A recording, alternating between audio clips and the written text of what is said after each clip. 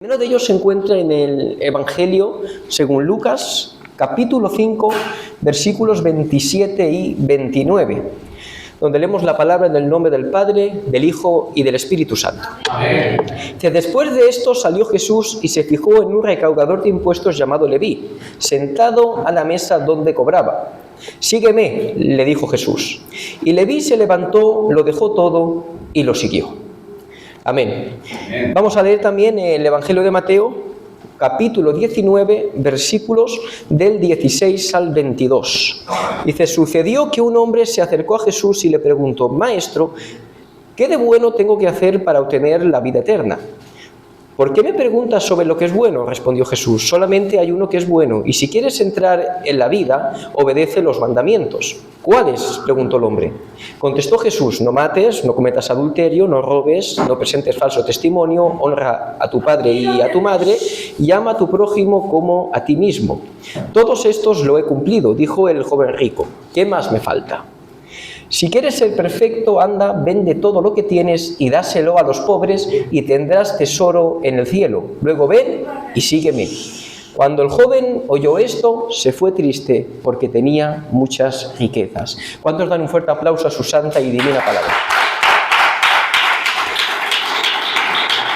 Yo voy a pedir a mi hermano David, siervo del Señor, que él me presente en las manos de Dios. Padre eterno, Dios de la gloria, tu palabra ha sido leída y tu palabra por ella misma tiene poder, tiene vida, Señor, y no necesita de nosotros nada. Ahora bien, Señor, aunque tu palabra no necesite de nosotros, nosotros sí necesitamos de tu Espíritu Santo para poder, Señor, expresarla adecuadamente. Por eso te ruego a mi vida que en esta tarde tú capacites a tu siervo, Dios mío, que le des facilidad a la hora de ponerlo, Dios mío. Gracias, Señor, por lo que tú has depositado ya en él. Ayúdalo a desarrollarlo para el beneficio de tu iglesia. Y, Señor, ábrenos los oídos, Señor, la mente y el corazón para poder recibirla y dar fruto a través de tu palabra, en el nombre de Jesús. Amén. Yo creo que esta predicación va muy en línea con lo que hace más o menos un mes predicaba nuestro hermano José, que me hizo mucho bien y que hizo mucho bien a toda la iglesia. Y yo creo que no es casualidad, porque yo creo en la providencia de Dios. Amén. Amén. Y yo creo que cuando Dios quiere que se hable algo en su iglesia, es por algo. Amén. Amén. Yo creo que si ahora mismo yo pregunto quién se considera cristiano, yo creo que todos levantamos la mano, ¿verdad?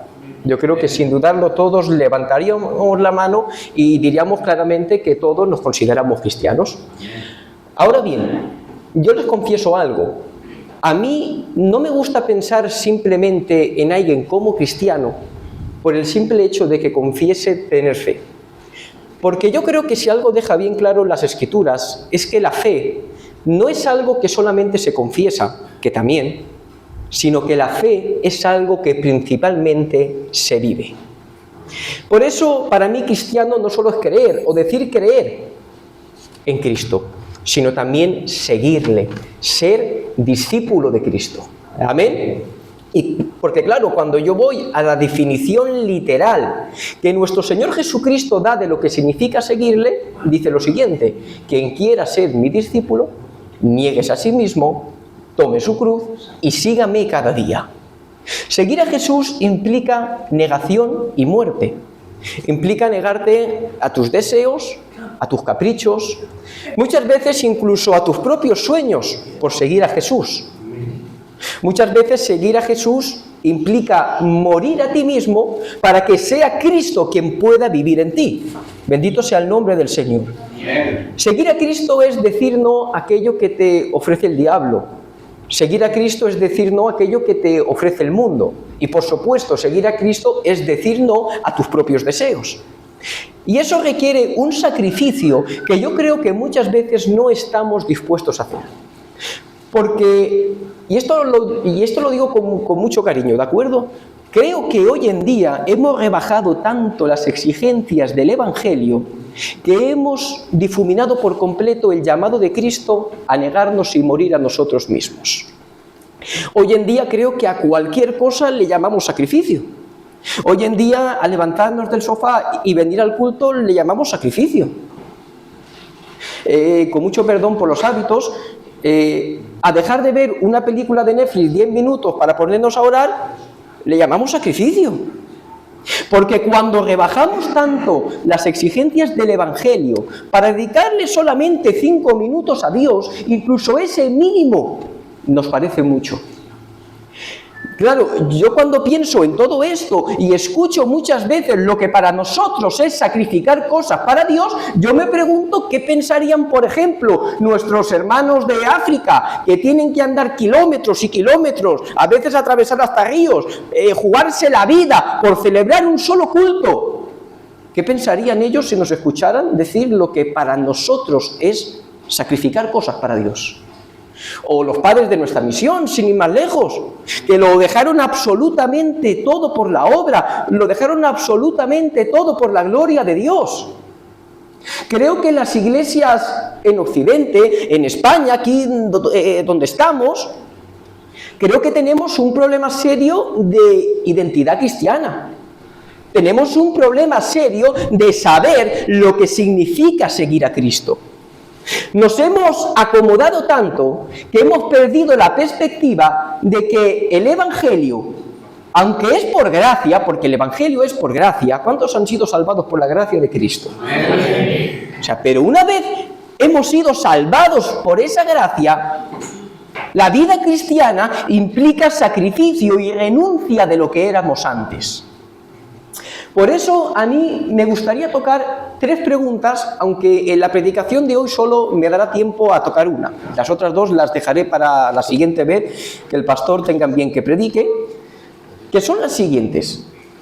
¿Por qué debo seguir a Jesús? Esta es la que tocaré hoy. ¿Qué implica seguir a Jesús? ¿Cómo debo seguir a Jesús? Para contestar a estas preguntas, pues nos vamos a fijar en las 2 historias que hemos leído que eran de 2 conversiones. De una conversión y de una no conversión. Un hombre que, reconocido pecador, renuncia a todo por seguir a Jesús, y de otro que, sin embargo, aunque a sus propios ojos era justo, no estuvo dispuesto a renunciar a nada por seguir a Cristo. ¿Amén? ¿Cuántos dicen un fuerte gloria a Dios? ¡Gloria a Dios! Y por eso vamos a formularnos la pregunta, que es la que me va a ocupar en el mensaje de hoy. ¿Por qué debo seguir a Jesús? Esta pregunta es de mucha importancia, ¿no? Porque, claro, para seguir a alguien tiene que haber un motivo, o tengo que estar convencido del motivo de por qué le sigo.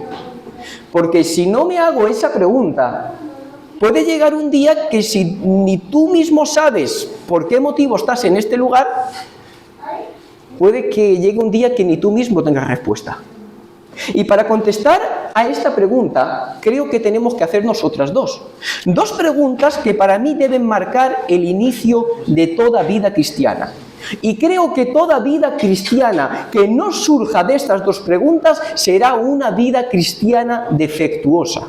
¿Amén? ¿Quién es Jesús? ¿Por qué necesito a Jesús? Si no puedes contestar a ninguna de las 2 preguntas, creo sinceramente que ni siquiera podrás considerarte cristiano. Si solo eres capaz de contestar a una, tu vida cristiana será defectuosa. Si en tu vida no puedes contestar a la pregunta de quién es Jesús, siento decirte algo, todavía no eres cristiano. Por eso, en esta tarde, no sé si hay alguien en esa condición, yo espero que no, pero vamos a resolver esa pregunta. ¿Quién es Jesús? Esta pregunta es tan clave que es en un momento dado nuestro Señor Jesús mismo quien la plantea a sus discípulos. Está con sus discípulos y les dice la siguiente pregunta: ¿quién dice la gente que soy yo? Ahora los discípulos empiezan a contestarle y dicen: mira, maestro, pues unos dicen que eres Elías, otros dicen que eres Juan el Bautista que ha resucitado, otros dicen que eres un hombre de Dios. Y es al fin y al cabo lo que vemos, que en ese momento para los discípulos y para la mayoría de la gente, Jesús era un hombre de Dios, pero al fin y al cabo solamente eso, un hombre. Y creo que por desgracia ese es el error que muchísima gente comete, pensar que Jesús es solamente un hombre. ¿Por qué Jesús no es solamente un hombre? Y caer en ese error te puede costar la vida eterna. Porque Jesús no es solamente un hombre. Cuando yo voy al famoso Juan 1:1, ¿qué es lo que leo? En el principio era el verbo era con Dios y el verbo era Dios. Amén. Yo creo que me hace falta explicar poco respecto al texto, ¿verdad? Es el mismo apóstol quien dice de una forma clara, el verbo era Dios. Este texto es tan claro, es tan contundente, hablándonos de la divinidad de Cristo, que aquellos que no la creen como los testigos de Jehová han tenido que alterar el texto, han tenido que añadirle cosas para que no diga lo que el texto está diciendo. Y ahora, claro, Juan, que en el versículo 1, como hemos leído, nos ha dicho que el verbo era Dios, que en el 3 nos ha dicho que todo existe por medio de Él, que en el versículo 10 nos dice que todo el mundo fue creado por Él, ahora en el versículo 14 nos dice algo que rompe los esquemas habidos y por haber, y es que ese verbo que era Dios se ha hecho hombre. Aquel que existe de eternidad a eternidad, que es el resplandor de la gloria del Padre, de la imagen misma de su sustancia, el omnipotente, el que habla y así se hace, el soberano de todas las cosas, ha tomado sobre su persona divina una naturaleza humana, ha nacido de una virgen, han pasado 30 años, ahora camina por los caminos polvorientos de Palestina, habla con garganta humana y pronuncia ahora la siguiente pregunta: ¿y vosotros quién decís que soy yo? Y ahora dice la palabra que el apóstol Pedro, habiéndoselo revelado el mismo Padre, dice la verdad fundamental sobre la que se debe fundamentar toda vida cristiana: tú eres el Cristo, el Hijo del Dios viviente. Amén. Claro, no debemos entender que Cristo es un hijo más de Dios igual que lo somos nosotros. Él es hijo en esencia, nosotros somos hijos por adopción. Voy a explicar algo por encima, es un tanto complicado, luego si quieren me lo preguntan y en mi capacidad intentaré respondérselo. Sabemos que el Padre es Padre eterno, ¿verdad? Y si el Padre es eterno, ¿por qué? Porque ha sido Padre eternamente. Así por encima, ¿vale? Yo tengo 27 años, ¿verdad? Pero no tengo 27 años de padre. Yo tengo los mismos años de padre que tiene mi hija. Mi hija tiene 6 años, entonces yo tengo 6 años de padre. Luego, si el Padre es eterno, ¿por qué es? Porque el Hijo también es eterno. Amén. Por eso, en una de las profecías mesiánicas que está en Miqueas 5:2, donde además se profetiza dónde nacería Cristo, dice: pero tú, Belén Efrata, pequeña para ser contada entre las familias de Judá, de ti me saldrá el que será Señor en Israel, y sus salidas son desde el principio, desde los días de la eternidad. Amén. Amén. Luego, cuando nos hacemos la pregunta de quién es Jesús, solo cabe una respuesta: Jesús es Dios. Amén. No me conformo. Jesús es Dios. Amén. Jesús es Dios. Amén. ¿Cuántos dan un fuerte aplauso a aquel que vive y que reina por los siglos?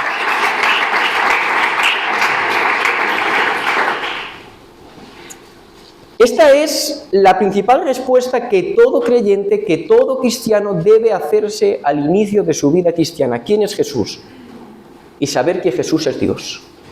Pero claro, saber eso va a carecer de sentido si no nos hacemos la siguiente pregunta: ¿por qué necesito a Jesús?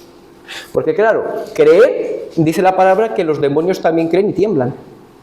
Necesitamos entender por qué necesitamos a Jesús dentro de nuestras vidas. Miren, el hombre es la corona de la creación de Dios. A tal punto que dice su santa y divina palabra que es la única criatura a la que le ha dado su propia imagen. Pero sin embargo, cuando el hombre desobedece, esto acarrea consecuencias para toda su descendencia. De tal forma que en 1 Corintios 15:22 dice la palabra que en Adán todos mueren. El hombre hereda desde Adán una naturaleza pecaminosa que lo conduce irremediablemente hacia el pecado.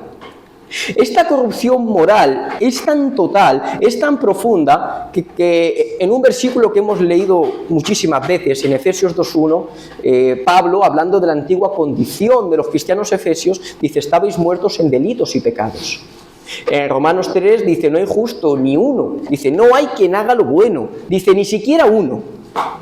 ¿Y qué es lo que pasa? Que el pecado acarrea consecuencias. Y la primera de ellas es la siguiente: por cuanto todos pecaron, están destituidos de la gloria de Dios. Miren, el hombre fue creado para tener comunión continua con Dios. Y es solamente en esa comunión donde el hombre encuentra su verdadera razón de existir. Pues el hombre, al pecar, pierde totalmente esa comunión con Dios y queda fuera, queda excluido de la presencia de Dios. Se levanta un muro de enemistad. Pero además, dice la palabra de Dios, otra consecuencia: la paga del pecado es muerte. Cuando Dios da el mandamiento al hombre de no comerás de todos los árboles menos del árbol del conocimiento de la ciencia, del bien y del mal. Este mandamiento lo da con su consecuencia más inmediata: el día que comas ciertamente morirás. La muerte es un estado de separación. La muerte física es la separación de la parte espiritual del hombre de su parte física. Pero la que de verdad importa es la muerte espiritual, que es la separación del hombre con Dios. Y esto quiero que lo entiendas bien, ¿de acuerdo? El peor castigo del infierno no serán llamas de fuego ni hombrecillos rojos con tridentes. El peor castigo del infierno es una eternidad separado de la presencia misma de Dios. Porque no hay nada peor que vivir fuera de la presencia de Dios. Lo vuelvo a decir, no hay nada peor que vivir fuera de la presencia de Dios. Ahora bien, cuando nuestro Señor Jesús muere en la cruz del Calvario y resucita a los 3 días, Él resuelve esos 2 problemas para todos aquellos que le siguen. Hemos dicho que el primer problema es que habíamos sido excluidos de la presencia de Dios, que habíamos perdido esa comunión con Dios a causa del pecado. Pero ahora dice en 2 Corintios 5:18, y todo esto proviene de Dios, quien nos reconcilió consigo mismo por medio de Cristo. Yo hubiera dicho un amén. Amén. Hubo un tiempo donde estabas alejado, un tiempo donde eras transgresor del mandamiento de Dios. No querías cuentas con el Padre, querías vivir lo más alejado de Él, te conducías constantemente hacia el pecado. Pero dice su palabra en la carta a los Efesios, capítulo 2, versículo 13, pero vosotros que en otro tiempo estabais lejos, dice, habéis sido acercados por la sangre de Cristo. Amén. Bendito sea el nombre del Señor. ¿Cuántos dicen un fuerte gloria a Dios? ¡Gloria a Dios! Dios está en este lugar. Amén. Y Dios está hablando en esta tarde a su iglesia. Amén. Segundo problema, estábamos muertos espiritualmente. Antes he nombrado ese Efesios 2:1 para afirmar esta verdad, pero no lo he leído entero. He leído la parte B, porque cuando leemos el texto entero dice lo siguiente: y Él os dio vida a vosotros cuando estabais muertos en delitos y pecados. Cristo te ha dado vida. Lo vuelvo a decir, Cristo te ha dado vida. Y te ha dado vida verdadera. Da igual lo vivo que el pecado te haga sentir. Si no tienes a Cristo en tu vida, estás muerto, porque Él y solamente Él puede darte vida verdadera. Él es la fuente que salta para vida eterna. Amén. Luego ya tenemos la contestación a las 2 preguntas. ¿Quién es Jesús? ¿Quién es Jesús? Quiero escucharlo a la iglesia. Dios. Dios le bendiga, tío Domingo. Jesús es Dios. Amén. ¿Por qué necesito a Jesús? Porque es solamente a través de Él y en Él que tengo verdadera comunión con Dios y vida eterna. Amén. Bendito sea el nombre del Señor. Amén. ¿Cuántos dan un fuerte aplauso a aquel que vive y que reina con los siglos?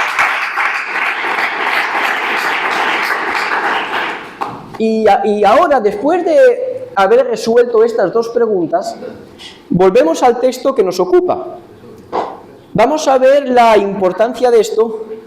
Dios te bendiga, David.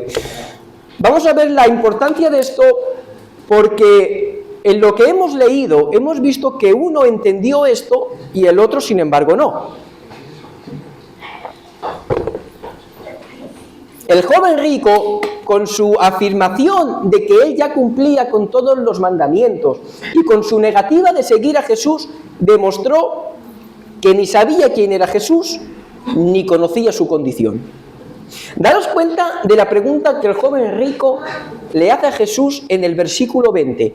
¿Qué más me falta? Este joven no buscaba una solución, buscaba un complemento. Esto es algo que nuestro hermano José dijo. Este joven no buscaba una solución, buscaba un complemento. Era como si él mismo se dijera, yo ya soy bueno, yo ya hago suficientes méritos, pero quiero serlo más. Y yo me pregunto, ¿cuánta gente hay así en las iglesias? Que no acuden a Cristo buscando solución, sino que acuden a Cristo buscando algo más en sus vidas. Miren, yo les confieso algo. A lo largo de mi vida cristiana me he encontrado con más gente que pensaba que antes de venir a Cristo ya eran buenos que eran malos. Hay muy pocas personas que a lo largo de mi vida cristiana yo haya hablado con ellos y me hayan dicho, mira José, yo era lo peor, yo era malo, menos mal que me encontró Cristo.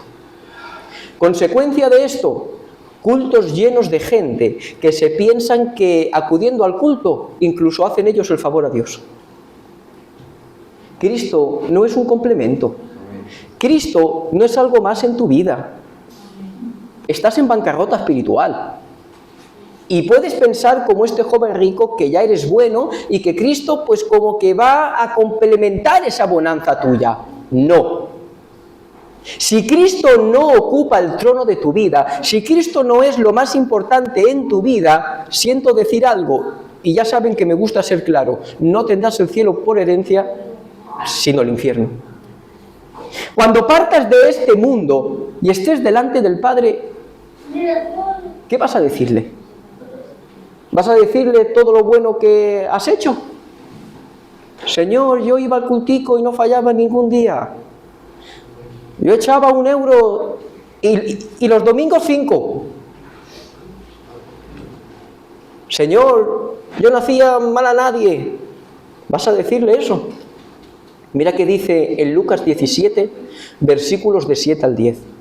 ¿Quién de vosotros, teniendo un siervo que ara o apacienta ganado, al volver del campo, luego le dice, pasa y siéntate a la mesa? ¿No le dirá más bien, prepárame la cena, cíñete y sírveme hasta que haya comido y bebido? Y después de esto, come y bebe tú. ¿Acaso le dará las gracias al siervo porque hizo lo que se le había mandado? Pienso que no. Así también vosotros, cuando hayáis hecho todo lo que os ha sido ordenado, decid, siervos inútiles somos, pues lo que debíamos hacer hicimos. ¿Vas a decirle a Dios que mereces el cielo por hacer aquello que te correspondía? Nada de lo que tú puedas hacer alcanza el estándar de santidad que Dios exige. El estándar de santidad que Dios exige no es el de alguien que no falla el culto, no es el de alguien que echa la ofrenda. El estándar de santidad que Dios exige para ser salvo es Cristo. Esa es la medida.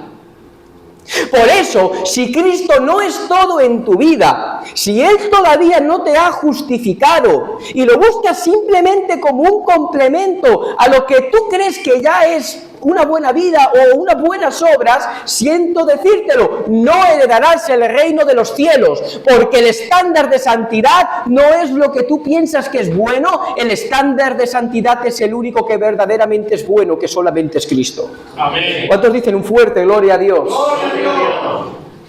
Sin embargo, vemos que cuando vamos a Mateo, la actitud de Mateo es totalmente distinta. Y eso que Mateo no es alguien que hasta ese momento se haya preocupado por hacer lo bueno como este supuesto joven rico. Mateo es lo más despreciable de Israel. Es un recaudador de impuestos que colabora con los invasores romanos, llenándose el bolsillo a costa de sus hermanos hebreos. Era lo peor de lo peor. Sin embargo, Mateo le basta un simple sígueme de Jesús para dejar todo su pecado atrás, ganar la vida eterna y convertirse en discípulo de Cristo. Porque Mateo, a diferencia del joven rico, sí entendió quién era Jesús y entendió cuál era su propio estado. Miren, voy a decirles algo. Es bueno y además debe ser un fruto de la salvación el hacer y querer hacer cosas para Dios. ¿Amén? Amén. Eso es bueno.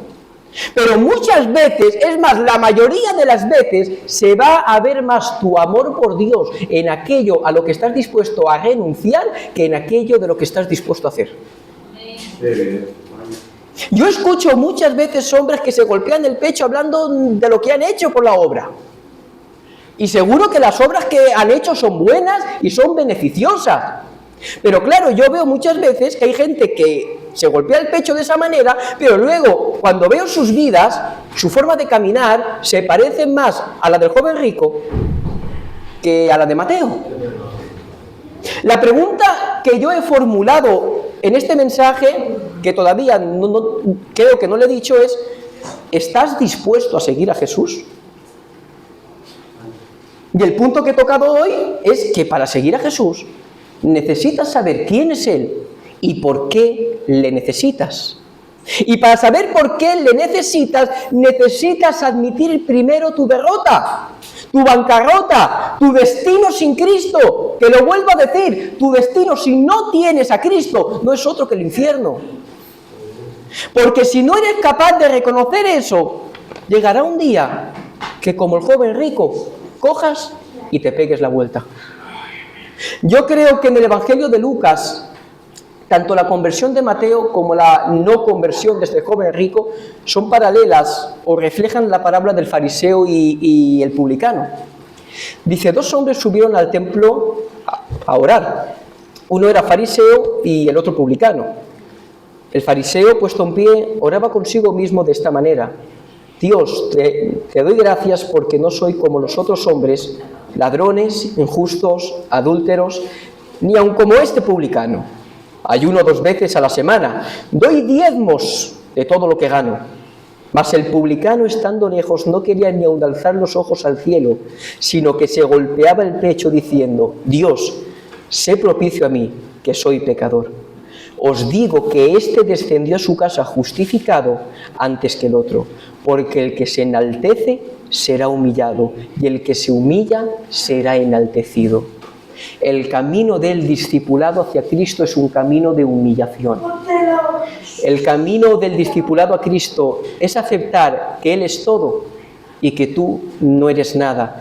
De aceptar que esto no va muchas veces de cuánto estás dispuesto a hacer, sino de cuánto estás dispuesto a renunciar por Cristo. De que Jesús no es un complemento más a tu vida, que Jesús es todo. Y si no estás dispuesto a que Jesús sea todo, siento decirte esto: este no es tu camino. Yo era lo que quería transmitir en esta tarde. Yo creo que recordemos eso, que cuando pensamos en quién es Cristo, Cristo no puede ser un complemento más.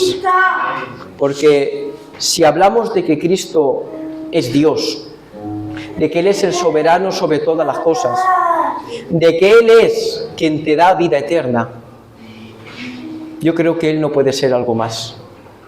Porque creo que muchas veces hacemos de Cristo un complemento. Venimos al culto igual que vamos al gimnasio, venimos al culto igual que vamos a hacernos el café por las mañanas, y Cristo no puede ser eso, hermanos míos. Te dejo con esto: que Cristo sea todo en tu vida. Que Dios os bendiga mucho.